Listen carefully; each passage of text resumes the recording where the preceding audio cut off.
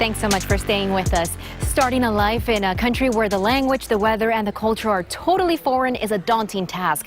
But the Latinos you are about to meet are evidence that persistence can overcome overwhelming barriers. Galo Arellano visited Moscow and brings us this story of how Hispanics are shaping the region's financial sector. I was told that before knowing the success in Russia, you must have an idea of the size of this gigantic country. From the above, Moscow looks amazing. It's the home of 12 million people. The immigrant community from Latin America does not even reach 1%. Most of them arrive with a student visa. You have to pay attention because they get upset when we don't listen to them.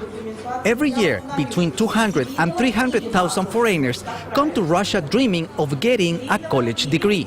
In 2010, I met Andres Nasimba for the first time at the People's Friendship University in Moscow. It was the first time he was living without his parents. I had a lot of problems with teachers at the beginning of the year. They didn't want me to be studying. They wanted me to go back to my country. During the holidays, he was a waiter, and the Russian language was his main barrier. For example, to go to the store, I pointed at the product they wanted me to buy with my finger. I want this. The easiest way was just to point with my finger. Andrés. Hola, Galo. ¿Qué tal? ¿Cómo estás?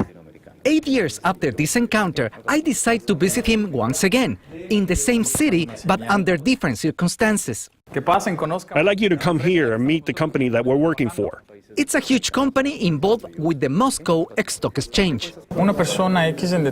We advise our customers how to invest their money in stocks, currencies, bitcoins, and we tell them what to buy and what to sell. Andres obtained 2 university degrees. He's now fluent in Russian and English.